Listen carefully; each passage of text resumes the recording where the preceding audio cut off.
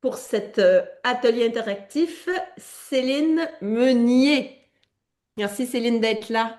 Donc, elle est praticienne de la non-violence systémique, de la première promo, qu'on appelle les pionniers d'ailleurs. C'est eux qui ont essuyé les plâtres. Allez Céline. Ouais, merci. Je suis ravie d'avoir essuyé des plâtres, d'avoir rencontré des copaines, d'avoir tissé des liens dans ce parcours, ouais, assez dense. Bonjour à toutes, tous. Ravie de vous voir si nombreux et nombreux. Et en même temps, je suis peut-être trouille là tout de suite avec tout ce monde qui se connecte et puis moi tout mon élan de transmettre des trucs qui me passionnent et quand je suis passionnée je suis pas claire, je suis embrouillée parce que j'ai envie de raconter, de partager plein de choses. Euh, voilà, j'ai beaucoup de gratitude d'être ici et ouais, j'ai envie de vous raconter, donner en deux trois mots qui je suis et ce que ça m'a apporté de faire ce parcours. Euh, voilà. Donc, qui je suis? Aujourd'hui, je suis posée à Lyon et ça fait 50 ans environ que je suis posée sur la belle boule bleue. Je suis une bipède qui chemine euh, entre colère, doute, joie, espoir pour vivre plus de justice sociale et justice environnementale. Voilà, j'ai grandi avec beaucoup de colère et beaucoup de lutte contre vouloir changer des trucs, vouloir changer des systèmes inégaux. Voilà, moi j'ai la conscience qu'on vit dans un monde avec plein d'inégalités, d'injustices, et je suis consciente d'être née dans ce monde avec plein de privilèges aussi. Ma couleur de peau fait que j'ai accès à des choses. Euh, comme appartement, travail, enfin bref, ça m'a jamais empêché de rien. J'ai toujours eu un toit sur ma tête. Je vis dans un pays où les bombes ne me tombent pas sur la tête, donc je suis en sécurité. Euh, voilà, bref, je parle de cet endroit et je parle aussi comme ça. C'est aussi le résultat de ce que j'ai pu cheminer dans le parcours de non-violence systémique qui pour moi a été et est toujours en fait ça vit à travers moi dans mes cellules tout à travers moi une grosse invitation à vivre ma place, à vraiment être et rayonner qui je suis avec toutes mes imperfections, avec toutes mes envies, avec tous mes élans, avec toutes mes croyances, avec toutes mes connaissances, et d'oser encore plus parler et assumer euh, qui je suis et quelle société je rêve à laquelle j'ai envie de contribuer. Voilà. Donc, je suis complètement subjective et je transmets avec mes tripes et qui je suis. Donc, voilà, c'est pas la vérité vraie que je transmets. Et c'est pareil pour l'approche des approches systémiques que je transmets avec ce que j'en ai compris, avec ce que ça m'apporte comme espoir dans la vie pour se comprendre dans les collectifs, les structures, les systèmes dans lesquels on vit. Voilà, donc cette approche systémique des cercles et des systèmes restauratifs, je l'ai découverte il y a une dizaine d'années, lorsque le fondateur Dominique Barter est venu à Lyon pour partager ça. Alors fondateur, j'aurais pas dû dire ce mot, parce que c'est pas lui qui est fondateur, c'est les habitantes et habitants des favelas de Rio au Brésil.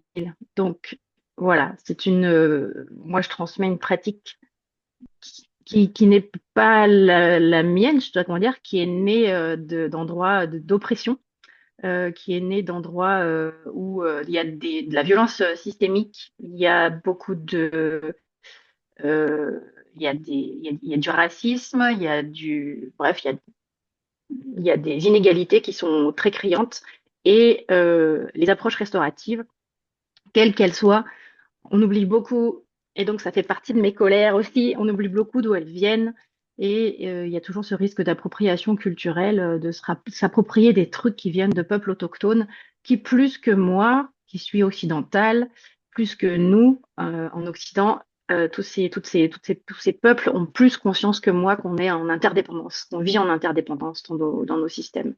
Et voilà. Et du coup, j'ai vu une main levée. Il y a Anne qui a envie de parler. Il y avait quelqu'un d'autre qui a rebaissé sa main, mais voilà. Il y a Anne qui a envie de dire quelque chose. Tu as envie de parler, Anne? Oui, merci. Bonjour à tous. Déjà, Céline, c'est hyper agréable. Moi, je connais pas du tout. Enfin, je te connais pas du tout. Du coup, c'est hyper agréable que tu puisses nous montrer, du coup, qui tu es dans ta complexité, pas juste une petite partie que tu aimerais montrer. Je sais pas trop. En tout cas, ce qui me vient, c'est agréable d'accueillir ta vulnérabilité et ta sincérité. C'est cool.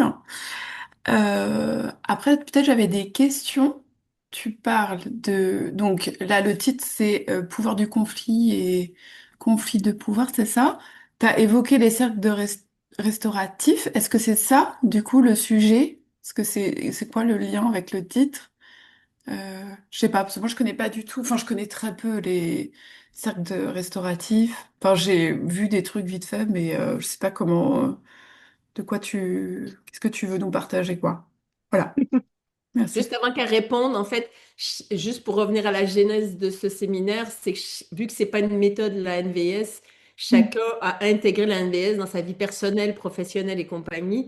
Et du coup, là, le thème, c'est comment le conflit et ses pratiques de base, comment la NVS a changé sa vie personnelle, sa vie professionnelle et ce rapport de pouvoir, de conflit et du conflit de pouvoir. Voilà. J'avais Ok, juste envie de le remettre dans le contexte de pourquoi on est là. merci. Merci, Madame la source de ce parcours et de cette approche. Euh, et merci pour la question, Anne. Oui, effectivement. Euh, Retour au titre, conflit de pouvoir, pouvoir du conflit. Moi, j'ai envie de vous raconter plein de choses, trop de trucs, trop de choses. C'est quelque chose qui me... Le conflit, c'est quelque chose qui fait beaucoup partie de ma vie personnelle. Moi, je me suis construite contre dans une famille militante pour les droits sociaux, les droits environnementaux. Et voilà, comme tous les bipèdes qui ont l'accès à la marche, ben, j'ai appris à marcher entre les manifs et les montagnes, puisque je suis née en Savoie. Et, et donc les conflits, je me suis donc ouais, construite contre le patriarcat, contre le racisme, contre voilà, j'étais embarquée contre beaucoup de quand j'étais étudiante, puisque j'ai eu la chance et le privilège de faire des études de mon choix. J'ai fait des études de psycho sociale et interculturelle, donc très curieuse de comprendre comment ça fonctionne pour les personnes qui sont différentes, avec des histoires et des cultures différentes, et puis comment on peut fonctionner ensemble. Ça fait longtemps que j'ai envie de contribuer à ça. Et voilà, donc quand j'étais étudiante, j'étais aussi pas mal dans des associations pour lutter contre. Et un jour, j'ai rencontré la CNV, et puis un autre jour, j'ai rencontré l'approche restaurative, et puis un autre jour, j'ai rencontré la non-violence systémique, et puis tout ça, depuis 20 ans, 25 ans, m'accompagne sur le chemin de qu'est-ce que je peux faire pour soutenir les alternatives, pour soutenir les structures, les systèmes qui construisent le monde dans lequel j'ai envie de vivre, avec plus d'accès et de partage d'accès aux ressources. Puisque pour moi, le pouvoir, la définition du pouvoir, parce que de quoi parle-t-on? Voilà, pouvoir du conflit, conflit de pouvoir. Pour moi, le pouvoir, c'est d'avoir un accès aux ressources. Et les ressources dans un collectif, dans un système, c'est plein de choses. Ça peut être des choses euh, explicites. En termes de hiérarchie, par exemple, dans un système pyramidal, dans un système de fonctionnement pyramidal, est-ce que mon rôle me confère du pouvoir de décision, etc. Ça peut être d'avoir accès à des richesses matérielles, financières.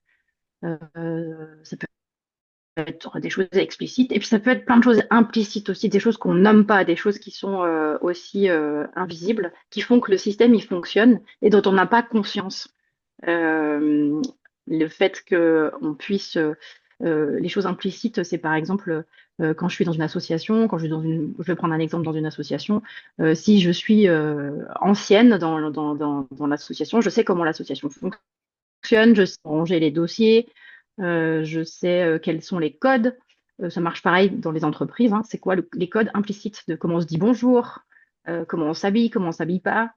Euh, dans, voilà, les codes implicites, c'est aussi le partage de l'information, les postes qui ont plus ou moins accès à l'information. Enfin voilà, le pouvoir, c'est l'accès aux ressources et l'approche, que ce soit l'approche des cercles et des systèmes restauratifs que je transmets euh, en atelier, en ligne, en réel, à Lyon, et puis chez vous si vous avez envie de m'inviter pour partager ça.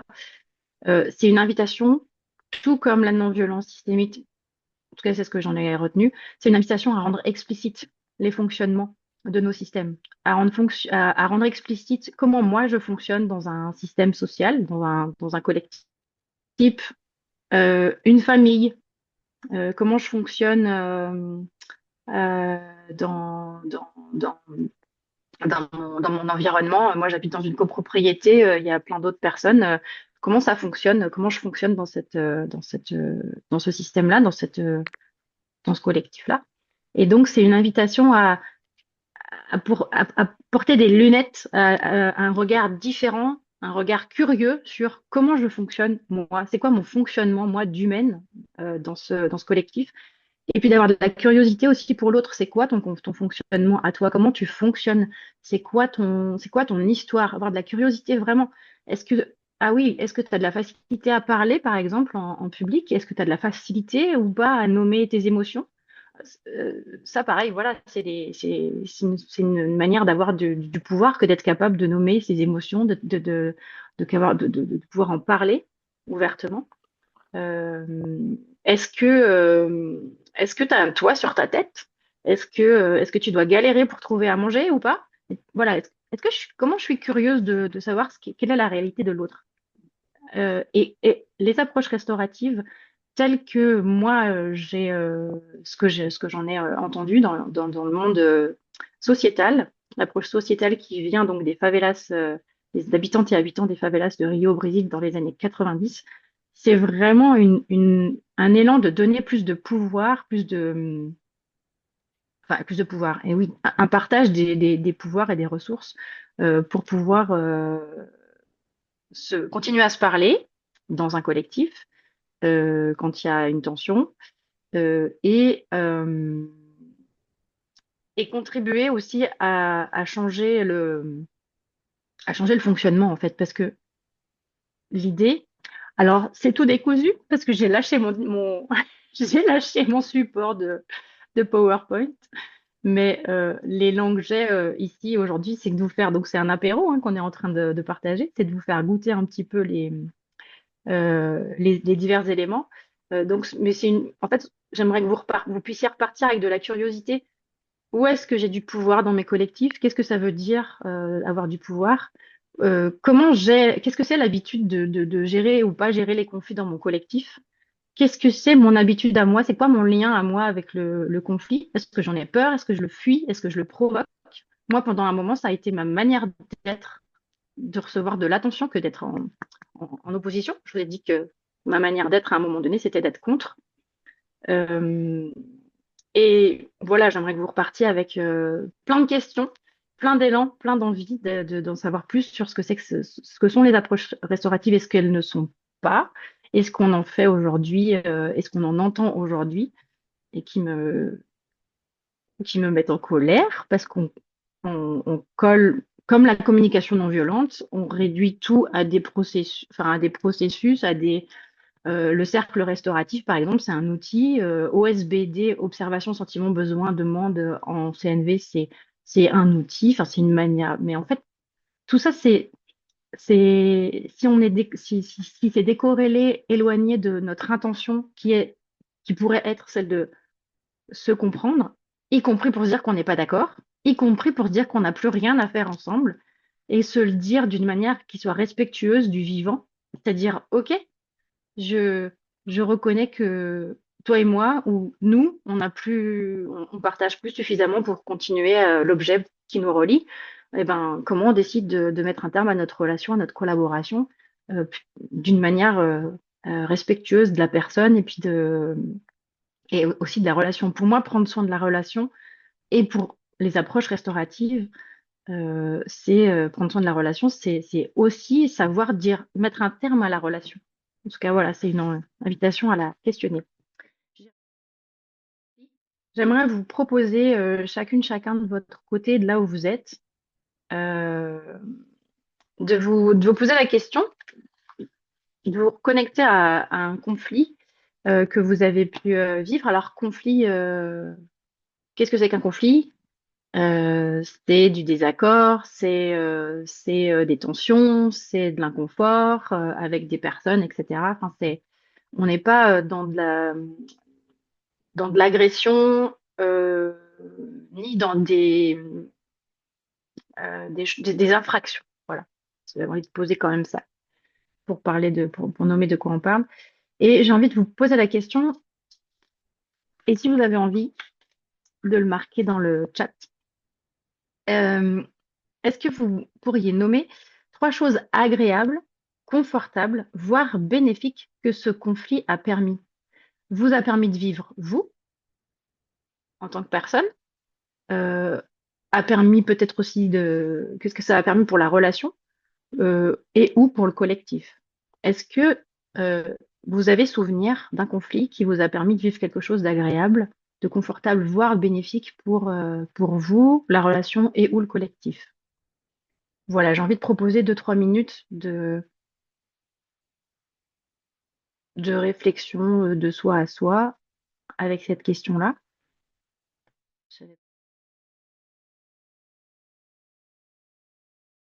Et merci pour qui commence à arriver dans le chat. Une meilleure connaissance de ma façon d'être en lien, m'affirmer, me respecter, partir. Ce qui était confortable, c'est de réussir à dire non, de la compréhension mutuelle, de la clarté et du lien renforcé, trouver une nouvelle place, découvrir d'autres personnes, grandir, mettre fin à une collaboration sans avenir, de la clarté, alignement, identification de mes limites. Il n'y avait pas de jugement sur le conflit, bien, mal, mieux, ça a permis de l'affirmation, le lien peut être maintenu au-delà du conflit, plus de conscience de mes besoins et limites. Dans un cadre pro, une plus grande empathie vis-à-vis des collègues et du coup prise de soins. Et deuxièmement, réajustement de façon de faire, notamment horaire et communication, avoir moins peur du conflit. Stop à l'escalade. Me relier à l'autre. Il y a plein de choses, c'est super riche, merci. Bonjour, oui, chaque tension m'a permis de m'interroger sur ce qui est touché en moi et d'avoir un comportement plus adapté pour moi et l'autre.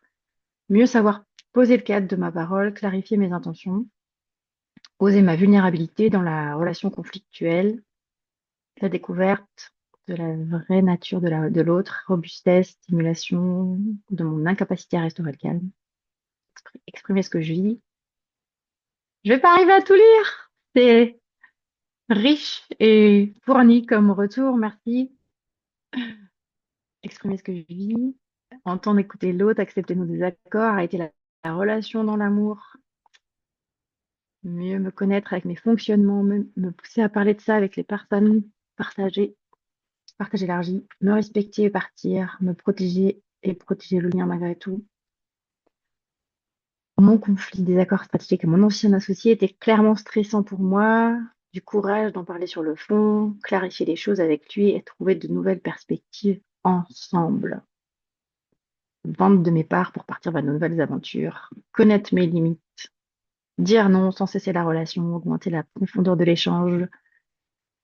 Nommer les différences de fonctionnement. Accepter l'inconfort, respecter, stop à l'enchevêtrement, redonner du pouvoir. J'ai fait des choses que j'aurais peut-être pas osé en dehors de cette période de stress, exprimer ma vulnérabilité. Alors, merci, je vais arrêter de tout lire, je vous laisse regarder ce qu'il y a dans le chat, mais c'est hyper... c'est pas joyeux, c'est touchant. Et je me sens super touchée vraiment de lire tout ça. Parce que ouais, le conflit, c'est comme la colère. La colère, c'est une émotion qu'on n'aime pas vraiment ressentir. Et elle est bénéfique, cette émotion. Et le conflit, il est bénéfique. Il dit stop à quelque chose qui est inconfortable, à quelque chose qui est douloureux, à quelque chose qui a, qui a vraiment ce message de il y a un truc à changer. Et la colère, elle est là pour marquer des limites. Et le conflit est là pour nous inviter, pour m'inviter à marquer mes limites. Donc, c'est ce que vous avez nommé dans le chat. Merci pour ça. Et oui, c'est possible de sortir d'un conflit en prenant soin de la relation. Et oui, c'est possible d'arrêter une relation avec du soin. Euh, et oui, les approches restauratives et la non-violence systémique, c'est pas des apprentissages, c'est juste mettre de la conscience sur des trucs que vous savez déjà faire, qu'on sait déjà faire. Et mettre de la conscience sur voilà, du pouvoir qu'on a déjà en nous, parce que ça prend soin des choses qui sont précieuses pour nous, parce qu'à un moment donné, on trouve de la ressource et du soutien, et on en parlera après, pour décider de dire stop, ou alors de dire stop à la relation, ou de dire stop à cette manière de relationner, et trouver ensemble comment relationner. Et l'approche restaurative, c'est vraiment ça, c'est vraiment co-construire ensemble dans un système, dans un collectif, qu'est-ce qu'on va mettre en place pour pouvoir accueillir, vivre nos désaccords. Vraiment, on prend le parti pris de dire que dans, dans un collectif, sur cette petite boule bleue, il y a 8 milliards de façons d'être au monde. Il y a 8 milliards de façons d'être en lien avec l'autre, d'être en lien avec de vivre le conflit. Et est-ce qu'on va se donner les moyens de rendre explicites ces façons-là? Et est-ce qu'on va donner une place pour que ça se passe? Dominique Barter, il a une métaphore que j'aime bien. C'est dans un appartement, dans un établissement, on n'attend pas d'avoir faim pour construire la cuisine. Et ben dans un collectif, c'est pareil. Ce serait tellement chouette de ne pas attendre d'être en conflit pour construire le dispositif qui va le permettre de l'accueillir. Parce que ce qui est problématique, c'est pas le conflit, c'est la violence, l'impact douloureux, délétère que ça a sur les relations et sur les personnes. Voilà. Et après, on pourra aussi parler de violence. J'aurais plein de trucs à dire sur ce que c'est que pour moi la violence, mais j'ai aussi envie de vous Et moi, envoyer. je peux dire un truc? Ouais, Oui, et j'aime bien que tu le dises et que tu le répètes. Et aussi, ça peut être d'arrêter la relation. Ça peut être aussi de sortir d'un système, de sortir. C'est pas la relation à tout prix. Et il y a quelqu'un qui a écrit, là, c'est passé, mais même dans l'amour. Mais pour moi, enfin, il y a plusieurs amours. Moi, l'amour que je parle et l'amour qui est vraiment notre besoin fondamental, c'est l'amour que je nomme avec un A majuscule et un accent circonflexe, c'est l'âme. C'est où est-ce que notre âme rencontre les autres âmes, indépendamment de ce que l'autre personne est. Mais je peux aussi arrêter une relation et pas aimer la personne, pas aimer ce qu'elle fait, ce qu'elle représente. J'ai le droit de pas aimer ses valeurs. Mais juste, je veux pas la démolir, je veux pas avoir raison, je veux pas l'humilier. Mais je prends mon... je m'émancipe d'un système, la relation est un système, hein. Donc je m'émancipe de ce système parce que j'aime trop cet amour universel et c'est là que j'ai envie de me connecter et que cette manière, cette personne, ses actes, ses valeurs, ses pensées, elles résonnent pas dans ma musique. Et c'est OK, hein? Si je joue de la flûte et machin, l'autre qui arrive avec sa batterie, j'adore la batterie, mais là, ça résonne pas à ce moment-là. C'est pas grave, ça enlève aucune qualité à la personne en face. Et du coup, ce que propose Céline, c'est ça, c'est d'aller voir, se donner les moyens de respirer et de pas être dans à tout prix ou ciao, comme ça. Être dans cet endroit où chacun va décider si je reste, si je mets de l'énergie là-dedans, je le mets à partir de quelque chose de conscience, de quelque chose de nommé, de quelque chose qui fait que ça fonctionne et qu'on a une homéostasie et un équilibre qui se met en marche. Ou bien je vois que c'est pas possible et que ça me pèse et je veux pas me rendre malade et rendre malade le système et les autres. Et je vais juste partir pour l'amour, en fait, de moi-même, des autres, ou voilà. Voilà. Et c'est là la puissance. Et pour moi, c'est ça, être un adulte, en fait. Hein. Voilà. Je sais pas si ça résonne, Céline. Oui, merci, bah, ça résonne et puis ça illustre et puis ça ouvre que- c'est ça, qu'est-ce que je fais, à partir de quel endroit je fais un choix, voilà. En fait, l'idée c'est de se donner du choix, de donner les capacités, de choisir en ayant conscience que j'ai pas les mêmes ressources, qu'on n'a pas tous accès aux ressources de la même manière et justement en questionnant ça, euh, dans son collectif, vraiment. Est-ce que dans mon collectif est-ce qu'il y a, et j'avais envie quand même de parler de cette notion de pouvoir. Est-ce qu'il y a des adultes? Est-ce qu'il y a des enfants? Quel âge ont les personnes qui font partie de ce collectif? Si je pense aux familles, si je pense aussi au système scolaire. Par exemple, moi, j'accompagne des équipes éducatives à se questionner sur comment on traverse les conflits, comment on les anticipe. Ben, où est-ce qu'elle est la place des enfants quand on se pose la question du dispositif pour gérer les conflits? Souvent, les personnes se posent la question entre elles pour, voilà, ce que je fais pour, enfin, voilà, pardon. Les adultes, on se pose des questions de savoir ce qui est bon pour les enfants parce qu'on a honnêtement, sincèrement, comment dire, ouais, très, très envie de prendre soin et en même temps, à quel moment on leur pose la question de savoir ce qui est bon pour elles, pour eux. Euh, et je prends la notion de l'âge, mais c'est pareil pour tout un tas d'autres euh, choses dans un collectif. Quand il y a des hommes et des femmes, est-ce que les hommes, les femmes ont le même accès au temps de parole? Est-ce que les personnes qui sont là depuis longtemps, qui connaissent le fonctionnement de la structure, est-ce qu'elles laissent parler les personnes qui sont nouvelles ou est-ce qu'elles ont peur du nouveau, du questionnement, de la remise en cause? Où est-ce que j'ai du pouvoir, en fait, par rapport à ce système-là? Donc moi, ce que j'ai envie de vous proposer, là, pendant une vingtaine de minutes, puis après on reviendra en grand groupe, c'est un truc qui est pas du tout prévu sur mon déroulé.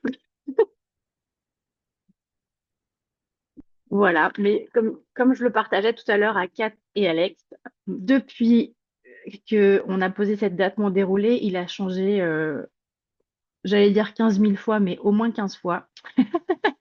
Bah parce que je suis un être de mouvement, comme chacune, chacun. La vie, c'est le mouvement, c'est la vie. Et voilà, donc ce que j'ai envie de vous proposer de faire, vous allez vous retrouver par trois dans des sous-groupes. Et je vous propose de répondre à deux questions. Donc, j'ai envie de vous proposer que chacun se connecte à un conflit, euh, ou un ou plusieurs conflits, et de regarder, d'identifier, ouais, d'attraper tout ce que vous avez pu faire lorsque vous cherchiez à atteindre un résultat. Tout ce que vous avez pu mettre en œuvre comme outil, comme stratégie, voilà, comme façon de faire pour atteindre un résultat quand vous étiez en conflit. En mode pompier, en mode action-réaction, en mode il y a un truc qui se passe en mode pompier. Qu'est-ce que, voilà, de vous partager, de se partager ça. Et puis, euh, en deuxième tour, vous pourrez parler, alors vous allez vous débrouiller comme vous avez envie dans vos sous-groupes pour faire tourner la parole, et puis prendre le temps de vous rencontrer aussi. Euh, En deuxième temps, j'ai envie de vous proposer de regarder, est-ce que quand je change, je prends d'autres lunettes et que je regarde autrement les choses que d'attendre un résultat, si je mets les lunettes de prendre soin de la relation, euh, prendre soin de chacune, chacun, prendre soin, voilà. Euh, qu'est-ce que je me suis vue mettre en place? Qu'est-ce que je sais faire d'autre? Voilà, quand je chausse les lunettes de porter une attention sur prendre soin de la relation, prendre soin des personnes. Qu'est-ce que je sais faire et qui fonctionne? Euh, et avec un une petite question 2 bis. Euh, Où est-ce que je me situe dans ce système par rapport à avoir ou pas des ressources? Est-ce que je me sens plus ou moins grande, petite, au sens des ressources qu'on a commencé à balayer tout à l'heure? Est-ce que dans ce collectif, je suis adulte, je suis enfant? Est-ce que je suis ancienne? Est-ce que je connais? Est-ce que je parle la langue du collectif? Est-ce que c'est ma langue maternelle? Est-ce que, est-ce que financièrement, c'est confortable pour moi? Enfin voilà, j'illustre un peu le ressource pour dire ça. Mais est-ce que vous avez... Qu'est-ce que ça vous a fait vivre? Qu'est-ce que vous avez envie de partager? On n'aura pas le temps, voilà, on n'a pas la ressource temps d'écouter tout le monde. Donc ça va être un peu arbitraire, mais si vous avez envie de prendre la parole, voilà, levez la main. Il y a Virginie. Super. Virginie et Guillaume. Yep. Bonjour, Des Sophie. questions. Je suis contente de te voir. Euh, nous, dans notre petit groupe, quelque chose qui est ressorti, puis quelque chose qui est ressorti chez moi aussi, en fait, c'était quelque chose de très paradoxal. C'est quand j'attends un résultat, il y a une forme d'énergie, d'affirmation et de conviction qui est là, voilà, qui est forte. Et puis, quand je veux prendre soin de la relation, puis j'ai trouvé intéressant, la personne avec qui j'étais a fait la distinction entre prendre soin de la relation et vouloir préserver la relation. Donc ça, j'ai trouvé ça déjà très intéressant parce que du coup, je me suis dit, OK, en fait, dans cette situation-là, est-ce que vraiment je veux prendre soin ou est-ce que je veux préserver la relation?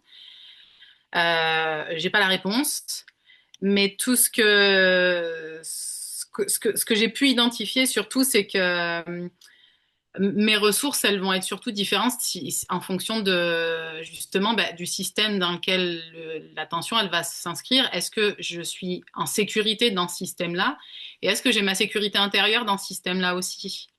Et du coup, j'ai trouvé ça très difficile d'identifier mes ressources parce que la question de ma sécurité, elle venait tout de suite. Et donc, face à l'insécurité, et ben du coup, je me trouve vraiment démunie et j'ai l'impression que j'ai pas de ressources. Je les ai intellectuellement, mais je les ai pas en fait pour être dans l'action et pour être dans l'action du soin en fait et de la communication à l'autre et de la relation à l'autre.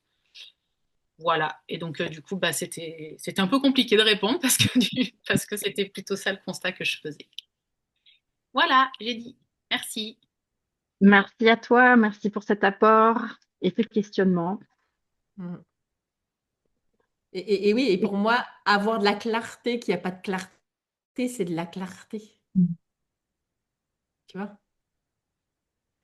Avoir la clarté que j'ai pas les ressources, c'est extrêmement précieux. Et, et Merci. pour moi, effectivement, avoir... ouais, j'adore ce que tu viens de partager. Ce que vous venez de partager, et ce que je voulais dire aussi, c'est quand à l'intérieur, j'ai pas les ressources, je suis petite dans le système. Même si j'ai plein de choses, de connaissances, d'outils, je suis petite, j'ai pas accès euh, à ma sécurité intérieure. Mon système nerveux, il est dérégulé, je suis en souffrance, je suis en inquiétude. Ça me prend de la bande passante, ça me prend des ressources. Et du coup, Mm. je n'ai pas les ressources. Donc d'avoir cette clarté-là. En tout cas, se Il y poser avait la question. Kiyomi qui avait levé la main, mais je ne sais Ouais, pas, Kiyomi, tu l'as baissé, c'est volontaire ou c'est qu'il y a Non, non, du tout, du tout. C'est bon pour toi, Kat? Ah oui, oui, oui. T'as fini de... Ok.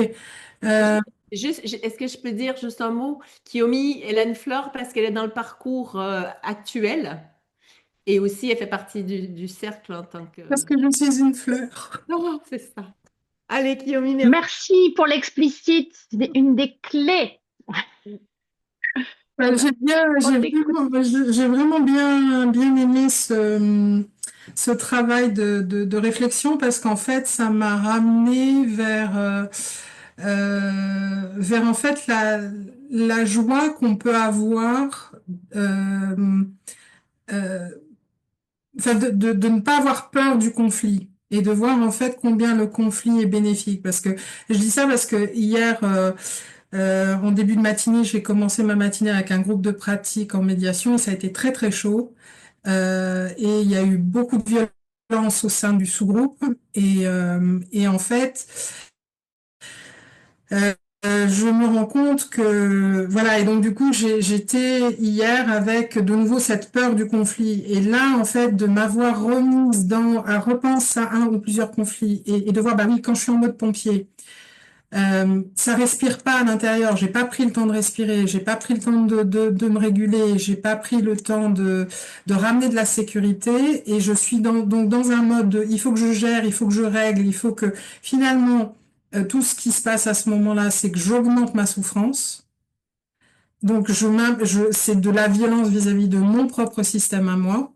Et aussi, du coup, de la violence aussi au niveau du système à ce moment-là, là où il y a le conflit, que ce soit un système familial ou amical ou au boulot, etc. Et en fait, si je prends le temps de respirer, de me réguler et de voir bah, qu'est-ce que ça raconte, là, après, il y a cette disponibilité intérieure, il y a cette tranquillité intérieure et cette curiosité surtout de savoir, OK, bah, qu'est-ce qui se passe en fait pour l'autre? Pourquoi il a dit ça? Pourquoi il a fait ça? Etc., etc.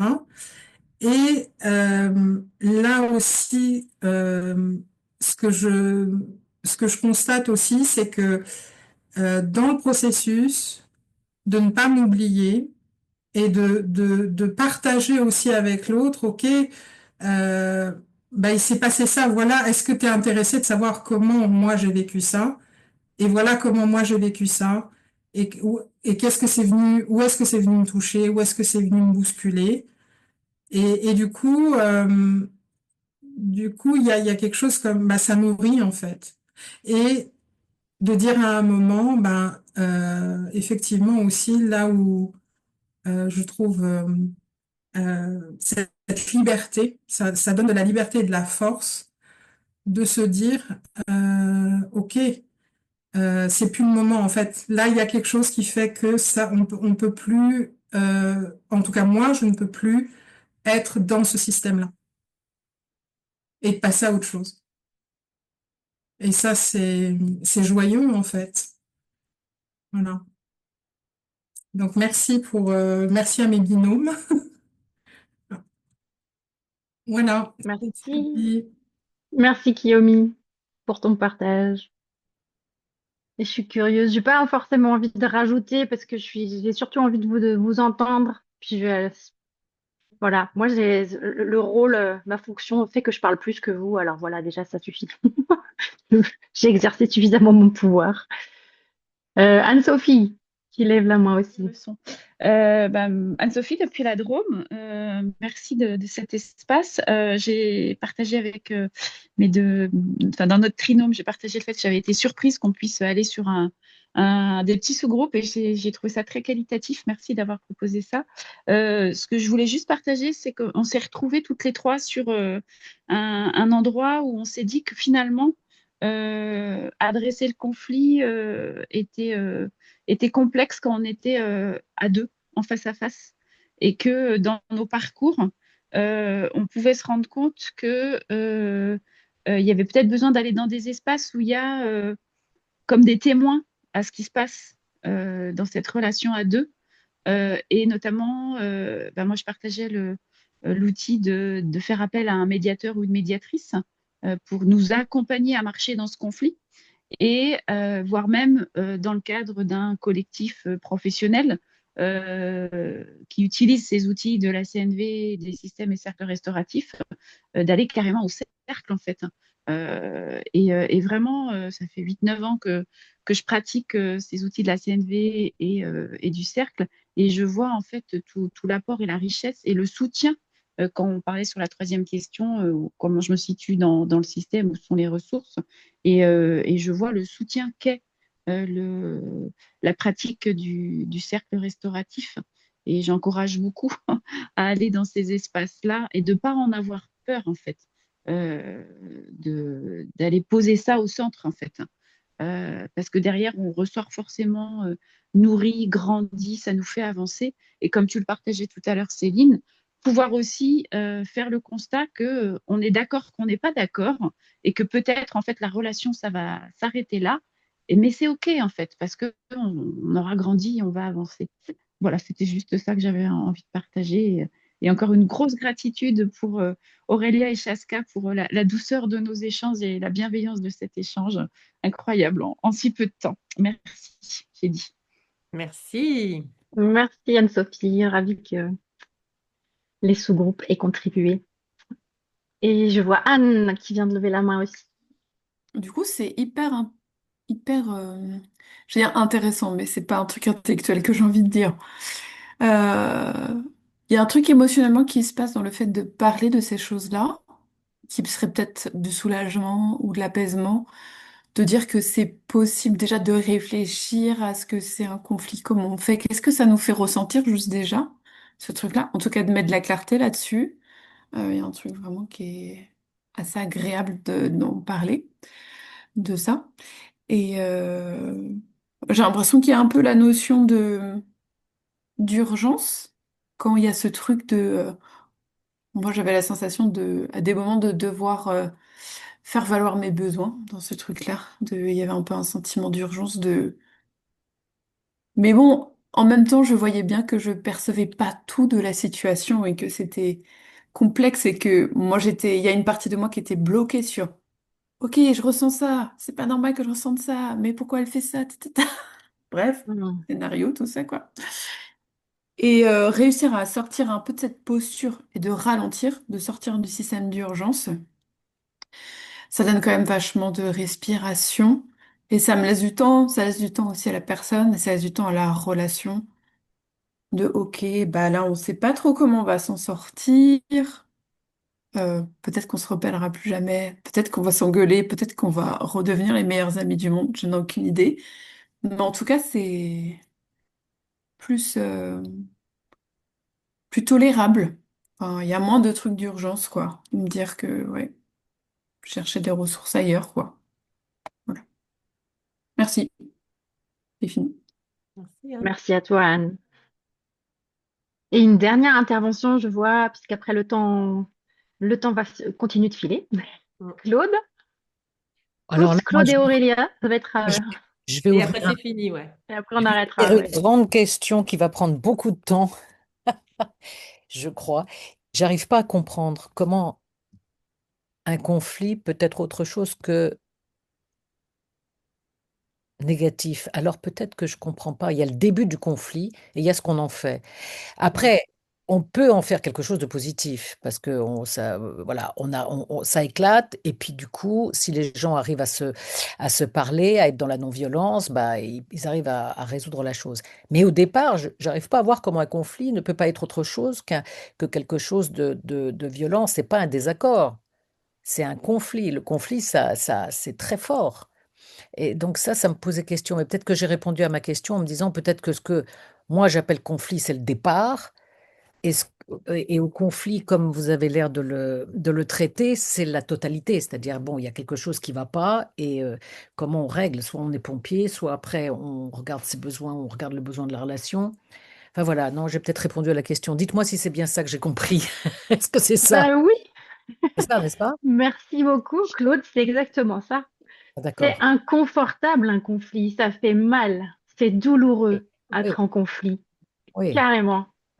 C'est insupportable, c'est Donc on part douloureux. bien dans une posture Oui, on parle de la posture et du cheminement, bien sûr. Merci d'avoir posé ça, merci d'avoir... Oui, merci. Merci, Claude. Je fais... J'adore ça, de je fais savoir qu'on court. a tout en nous, en fait. Merci. Et le fait de le poser, je pense, devant des gens, des fois, dépendamment de notre mode de fonctionnement cérébral, je suis un peu comme ça. Moi, c'est en posant une question que j'ai souvent mes réponses. Donc, merci, Claude. Yep. Et donc, une dernière intervention, pardon, ça va super vite. Aurélia. Du coup, c'était un petit peu en lien avec ce que vient de poser Claude, mais j'ai du mal à voir la limite entre le conflit et l'agression, parce que pour moi, quand il y a conflit, il y a agression, alors par rapport à ma sensibilité aussi, hein, agression verbale, etc. J'y suis très sensible, donc moi, techniquement, moi, c'est la sidération ou la fuite. Du coup, où vous mettez la limite, vous, enfin, dans votre façon de l'aborder, en fait? À quel moment, voilà, je suis pas dans une agression verbale. Voilà. Le conflit me tend énormément et pour moi, il est synonyme d'agression. Donc c'est pour ça que j'en ai peur. Hmm. J'adore vos questions, vos remarques, vos partages. Merci beaucoup. Et je vais faire une réponse qui va peut-être paraître un peu beauté en touche, mais en vrai, c'est pas ça. Euh, la- L'approche restaurative, elle invite le collectif à se poser cette question, à définir qu'est-ce que c'est que pour moi le conflit, qu'est-ce que c'est qu'une agression, à partir de quel moment c'est une agression, et pour qui et pourquoi, et qu'est-ce que ça rejoue aussi. Et là, j'élargis par rapport à ta question et ta remarque, Aurélia. Est-ce qu'on n'est pas en train de rejouer un truc de conflit, une oppression systémique? Est-ce que, enfin bref. Donc, moi, j'ai pas de définition. Enfin, si, mais il n'y a aucun intérêt à ce que je partage ma définition du conflit et de l'agression, parce que moi, j'ai des définitions qui sont assez militantes, activistes et orientées, et ce sont les miennes. Et voilà. Et moi, c'est l'approche restaurative avec laquelle j'aime accompagner les collectifs, c'est quoi votre définition du conflit? C'est à quel moment il y a agression et quelles sont les réponses que votre collectif a envie de mettre en place par rapport à tel, euh, tel symptôme, oui, c'est un symptôme pour moi, telle manifestation. Qu'est-ce qu'on choisit ensemble? Et vraiment, merci pour cette question parce qu'elle est fondamentale. Et aujourd'hui, et ça va être un peu un petit coup de gueule, j'ai malheureusement entendu des retours d'expérience de cercles restauratifs catastrophiques, vraiment catastrophiques, parce qu'il n'y a pas de système, parce qu'il n'y a pas de soutien suffisant, parce qu'il n'y a pas de sécurité, parce qu'on rejoue dans le cercle les oppressions systémiques, on rejoue les agresseurs agressés, parce qu'il n'y a pas du tout de sécurité pour la parole, et du coup, c'est pas un cercle restauratif tel que modélisé par l'approche des habitantes et habitants des favelas, parce qu'il n'y a pas il y a pas de cercle restauratif sans système. Parce que s'il n'y a pas de système restauratif, il existe un système et la plupart du temps, il est punitif. Parce qu'on vit dans un monde duel avec des oppressions. Et si on n'a pas conscience de ça, ça ne veut pas dire qu'on va construire un truc où il n'y a pas d'oppression, mais au moins se poser la question. Où est-ce qu'on reproduit les oppressions et les inégalités dans notre système? On va les reproduire. Moi, je suis complètement parfaitement imparfaite et je suis pleine de contradictions et il y a plein d'endroits où j'ai pas conscience de mon pouvoir sûr. Il y a encore plein d'endroits où j'ai pas tout éclairé et où j'allais dire un gros truc, je fais n'importe quoi, je fais de la merde, quoi, parce que j'ai pas conscience. Bref, tout ça pour dire que, et c'est super parce que j'allais aller là-dessus sur la conclusion, l'important c'est le chemin que le système, que le collectif y prend pour décider comment on va répondre au conflit. Quelle place, comment on va anticiper, comment on va le prévenir, comment on va prendre soin de nos relations, comment on va relationner quand tout va bien. Et puis, qu'est-ce qui va se passer, qu'est-ce qu'on va mettre en place quand la météo, elle commence à s'agiter. Qu'est-ce qu'on a comme solution qu'on sait faire? C'est pour ça, vous êtes parti sur qu'est-ce que vous savez faire. Mm. L'approche restaurative, c'est se questionner aussi sur ce qui existe. On ne va pas réinventer l'eau tiède. On va partir sur ce collectif, il sait faire.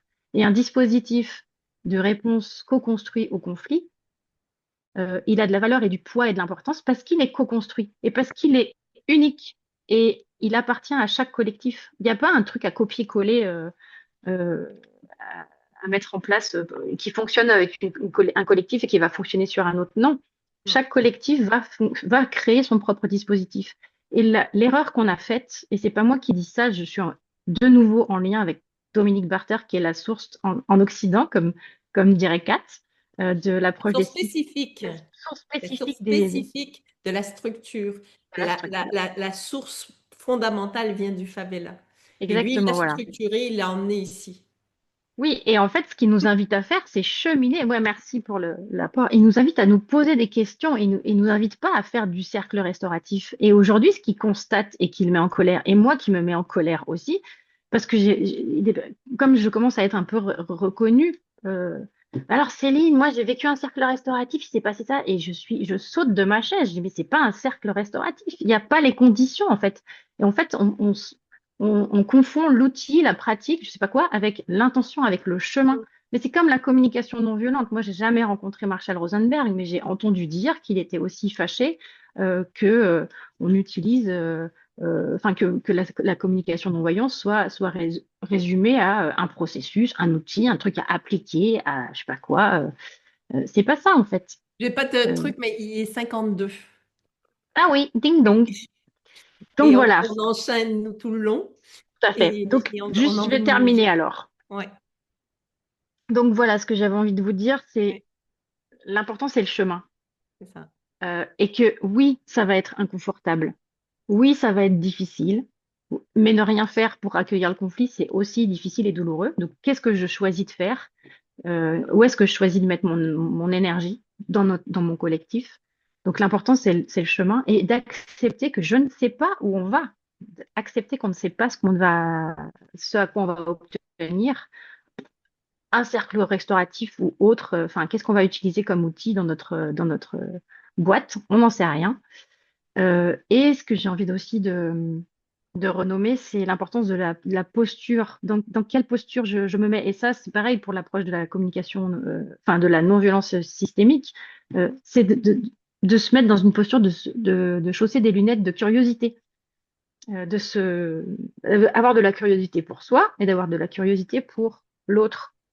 Et peut-être qu'un jour, on dira, chouette, un conflit, parce que ce conflit, il est symptôme que le système, il dysfonctionne, il déconne, et donc c'est une invitation à proposer autrement, à proposer autre chose pour prendre soin de chaque personne, chaque membre de ce système, petite et grande, avec plus ou moins accès aux ressources, petite ou grande dans le sens plus ou moins d'accès aux ressources. Comment on fait pour arrêter de reproduire les inégalités du système dans lequel moi j'ai grandi, qui m'entoure, qui fait partie du système dominant, occidental, etc., etc.